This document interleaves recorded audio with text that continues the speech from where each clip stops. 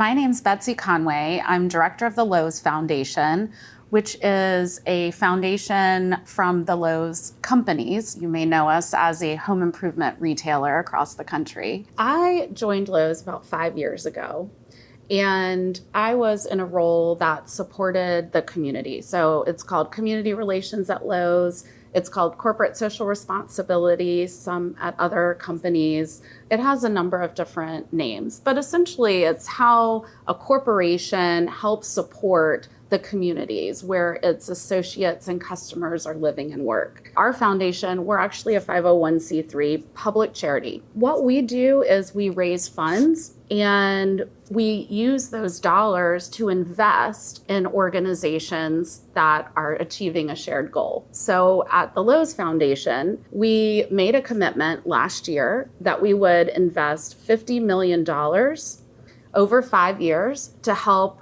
train and prepare 50,000 individuals to enter the skilled trades, the construction trades pathways. So as part of my job, a big piece of that is identifying who are the partners. We're working with community and technical colleges, and we're working with nonprofits so that we can provide them with funding and other resources so that they can get out there and they can train and they can recruit individuals who are interested in the skilled trades.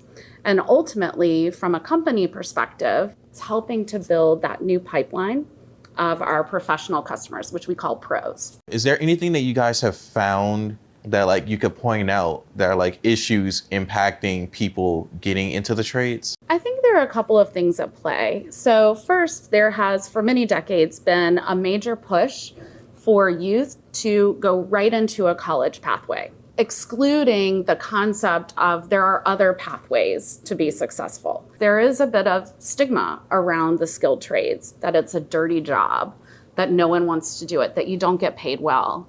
But the reality is the opposite. There's so much from an economic standpoint, so much opportunity, because if you think about it, if there aren't enough electricians, everyone needs electricians. So as there become fewer and fewer electricians or plumbers, it just makes the demand that much greater. So your earning potential is that much greater. Also, individuals who choose this career path tend to have more job satisfaction.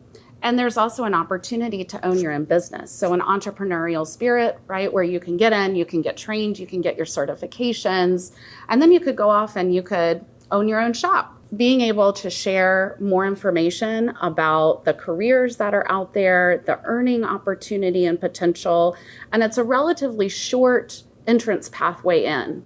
Can you think of a point when you were younger that sort of sparked your journey down this career path? When I was younger, my mom was very involved in the community, and just watching her and seeing how she was giving back and how she shared with me, you've got to give back. I think that just inspired me to put community and my community at the top of the list of things that I wanted to do. I never envisioned that I would be running a foundation as a young child or even in high school and college. I honestly didn't know a type of job like this existed. But I actually graduated from college with a journalism degree and went to work for the United Way, running a volunteer center and engaging with individuals. So I would sit down with people and I would talk to them about what their interests were and match them with volunteer opportunities. And I think that was my way of connecting with individuals. I had to understand every nonprofit that was in my community and all the different types of volunteer opportunities that were there. I think I could have gone into the private sector. I could have done a number of things, but I chose to work for a United Way to learn about my community and be a part of making change. And then I decided to transition into the corporate space and went into communications and did that for a few years. And then I was in operations at a defense company, which is a little different, and did that for a few years. So when I think about my career, I took some risks. I had mentors along the way. I had advocates along the way who were helping to develop me and who were helping me navigate through the risks that I took so that I could make informed decisions. I've had fun throughout my career and have been able to do a lot of interesting things. And it ultimately led me to the foundation work, which I think is a good culmination of all the skills that I possess. Work like that can be very taxing on us emotionally, and I'm wondering how you have handled the sort of emotional stress that can come with that. I think it's the small wins. And when I think back on those days, the relationships that I formed with the board members, with the staff, with clients that would come in, and seeing the change that we were making. And even though it didn't feel like huge change, it's small little incremental pieces of change. I did, though, transition from nonprofit into corporate.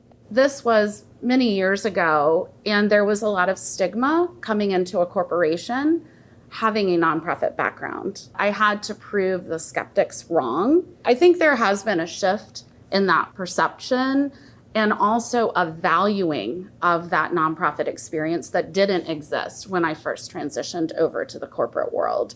And of course, I was determined to prove them wrong, which I think I did. But that was certainly a challenge for me that I wasn't expecting. What advice would you give someone trying to get into your line of work?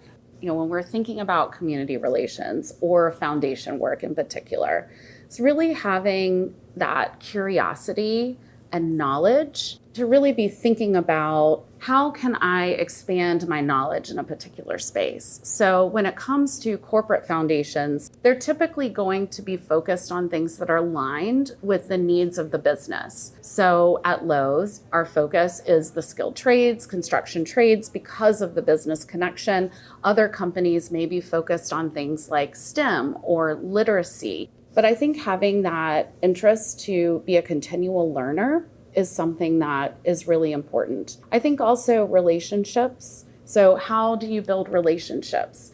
Do you have an understanding of how nonprofits work? That nonprofit perspective is really important. We don't think of ourselves as we're the funder, now you need to do what we tell you to do, nonprofit. We're trying to be a partner and work together to create something or to support a program. The nonprofit is the expert here. We have the funds, so how can we come together and make both parts of the pie work together so that we can all be successful, that the nonprofit can achieve its mission? I think one of the challenges with working in the foundation space is that there's not very many foundations when you think about it. And so just thinking about how you can make connections by reaching out to individuals who are currently in roles at those foundations, also having an understanding of what are their pathways, and there's probably no two that are the same, but it helps give an idea of the types of skills that you may need. And then also having that understanding, that experience of what it's like to work at a nonprofit. Is there any more advice that you would like to leave someone who is trying to get where you are? I think don't be afraid to reach out. If you are in a room and there's an individual that you want to talk to, go up and talk with them. Connect with them on LinkedIn. Don't be afraid to ask for coffee, ask for a virtual meeting. I think that's the most important piece, is just to not hold yourself back and think, well, I know they're super busy, they don't have time for me. One of the things that I find to be really important, so many people helped me in my early career that when someone reaches out to me, I'm always going to respond and I'm going to meet with them because I want to give that back. I want to keep that going. So I think taking advantage of any opportunity. Someone told me early on, one of my great mentors and someone who I worked with, and he was talking about his career. And he said, people think a career is just going to go like this, but it actually goes like this. There are some times where I took less pay because I wanted the job, or I went down in a title because I wanted to be at the company. So those things aren't as important as just thinking about what skills you're going to pick up along the way. You might pick up a new industry and learn a new industry. All of these things will culminate into getting you to ultimately where you want to go. But it's, taking that risk and leveraging your mentors, building those relationships, but not holding back. If someone says, connect with me, do it.